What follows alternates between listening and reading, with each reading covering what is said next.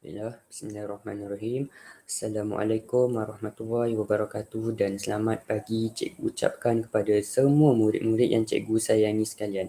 Baiklah, pada hari ini kamu semua sihat tak? Kalau sihat, Alhamdulillah. Cikgu pun sihat juga pada hari ini. Jadi, pada hari ini kita akan sambung belajar tajuk yang sama iaitu unit ke-8 Jata Negara, tetapi kita akan sambung pelajaran kita yang seterusnya di bawah unit ini. Okey. Jadi sebelum tu cikgu akan terangkan dahulu beberapa adab belajar yang perlu murid-murid patuhi. Jadi ada 4 adab yang awak semua perlu patuhi. Yang pertama, mengikuti setiap arahan dan tugasan yang diberikan oleh guru. Yang kedua, bertanya kepada guru sekiranya tidak memahami tajuk pelajaran dan tugasan. Yang ketiga, membuat dan menyiapkan tugasan yang diberikan dengan baik dan kemas. Dan yang keempat, menghantar gambar tugasan yang telah disiapkan kepada guru. Okey, jadi di sini cikgu ada tayang 2 buah gambar. Iaitu gambar yang pertama, gambar logo sekolah kita. Dan gambar yang kedua ini ialah gambar jata negara kita. Jadi, kalau murid-murid tahu, logo sekolah kita ni mempunyai maksud yang tersendiri berdasarkan lambang-lambang yang digunakan. Contohnya di sini kita lihat ada gambar obo. Ini obo. Jadi obo ini melambangkan semangat kesukanan dalam kalangan diri murid di sekolah. Manakala kalau kita lihat ada gambar scroll di bawah, ini kita panggil dia sebagai scroll yang melambangkan sebagai ilmu pengetahuan lah. Jadi berdasarkan logo tersebut, ia dapat membuktikanlah bahawa logo sekolah kita ni ada maksud. Begitu juga dengan jata negara kita.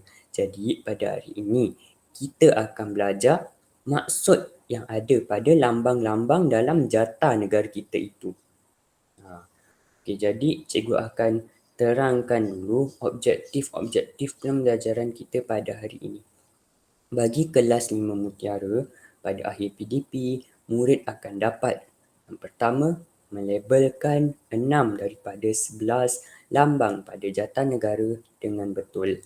Yang kedua, memadankan 6 daripada 11 makna lambang pada jata negara dengan betul. Dan yang ketiga, menulis 2 daripada 5 kepentingan menghayati dan mengamalkan cogan kata jata negara dengan betul. Okey, bagi kelas 5 berlian pula, pada akhir PDP, murid akan dapat yang pertama, melabelkan 5 daripada 11 lambang pada jata negara dengan betul.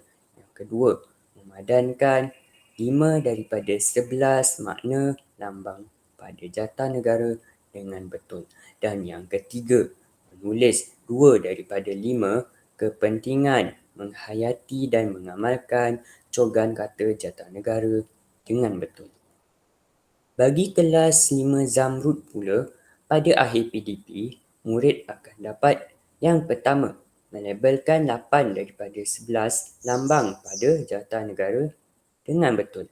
Yang kedua, memadankan 8 daripada 11 makna lambang pada jata negara dengan betul. Dan yang ketiga, menulis 3 daripada 5 kepentingan menghayati dan mengamalkan cogan kata jata negara dengan betul. Dan yang terakhir, bagi kelas 5D5 pula, pada akhir PDP, murid akan dapat yang pertama, melabelkan 7 daripada 11 lambang pada jata negara dengan betul. Yang kedua, memadankan 7 daripada 11 makna lambang pada jata negara dengan betul. Dan yang ketiga, menulis 3 daripada 5 kepentingan menghayati dan mengamalkan cogan kata jata negara dengan betul.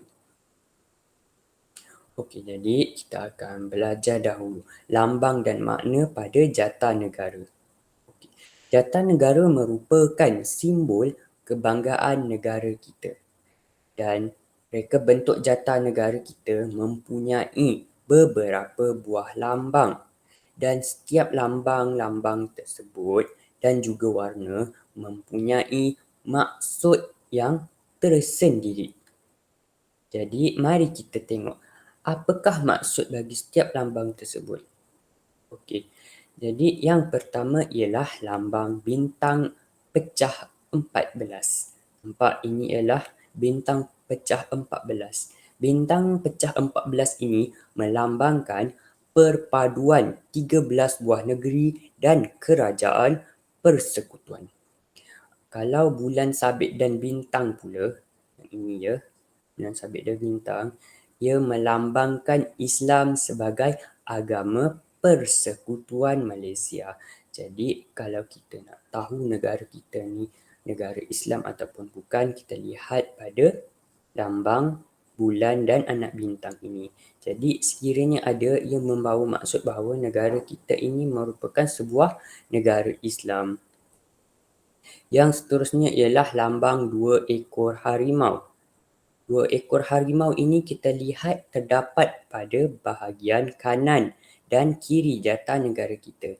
Dan 2 ekor harimau ini melambangkan keberanian. Yang seterusnya ialah lambang 5 bilah keris. Lambang 5 bilah keris ini terdapat di bawah bulan dan anak bintang tadi. Dan ia melambangkan negeri Perlis, Kedah, Kelantan, Terengganu dan Johor. Negeri-negeri ini merupakan negeri-negeri Melayu tidak bersekutu pada zaman dahulu. Jadi ia digunakan semula pada jata negara kita ini. Yang seterusnya ialah 4 jalur warna. 4 jalur warna ini terdapat di bawah 5 bilah keris tadi. Dan 4 jalur warna ini merujuk kepada negeri-negeri Melayu bersekutu. Seperti dalam kelas kita yang minggu lepas, cikgu dah terangkan negeri-negeri Melayu bersekutu ni ada 4, iaitu negeri Pahang, Selangor, negeri Sembilan dan negeri Perak. Jadi warna-warna ini sememangnya terdapat pada bendera setiap negeri-negeri tersebut. Jadi kita lihat satu persatu. Warna merah dan kuning melambangkan negeri Selangor. Warna putih, kuning dan hitam melambangkan negeri Perak. Warna hitam dan putih pula melambangkan negeri Pahang. Dan warna merah, kuning dan hitam melambangkan negeri Sembilan. Jadi kita tengok pula lambang yang terdapat pada bahagian kanan jata negara kita ini. Ada gambar pokok dan ia merupakan gambar pokok Melaka. Gambar pokok Melaka ni melambangkan apa? Semestinya melambangkan negeri Melaka.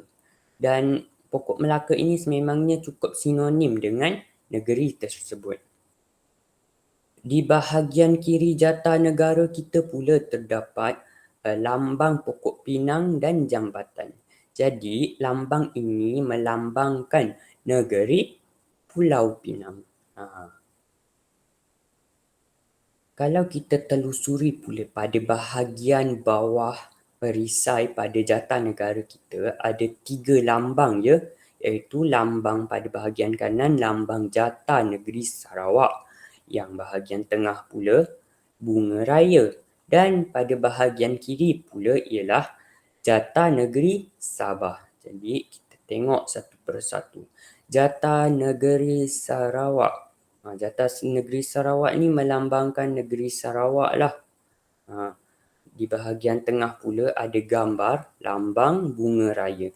Jadi ia melambangkan bahawa bunga raya ini merupakan bunga kebangsaan negara kita. Dan lambang negeri Sabah pula pada bahagian kiri bawah perisai ini melambangkan negeri Sabah. Jadi kita tengok pula di bahagian bawah sekali pada jata negara kita ni. Kalau kita tengok bahagian bawah tersebut ada satu scroll yang sedang terapung. Dan dalam scroll ni yang warna kuning ni ada terdapat perkataan. Yang ini kita panggil dia sebagai cogan kata. Dan pada cogan kata tersebut terpampang ataupun tertulis satu moto. Moto tersebut ialah bersekutu, bertambah, mutu. Apa maksud moto ni cikgu? Maksudnya ialah semangat pemufakatan akan mempererat perpaduan antara rakyat di Malaysia. Jadi penggunaan moto tersebut iaitu bersekutu bertambah mutu ini bertujuan untuk mewujudkan semangat kerjasama dalam kalangan negeri-negeri di seluruh negara kita ini. Dan penggunaan cogan kata ini ditulis dalam bahasa Melayu bertulisan rumi. Yang bertulisan rumi ini pada bahagian kiri dan bertulisan Jawi pada bahagian kanan. Okey. Jadi ada aktiviti ringkas sedikit tapi cikgu tak buat sebab cikgu hanya buat rakaman saja pada waktu kali ini. Jadi kenapa kita perlu menghayati dan mengamalkan cogan kata jata negara? Mesti awak semua tak tahu.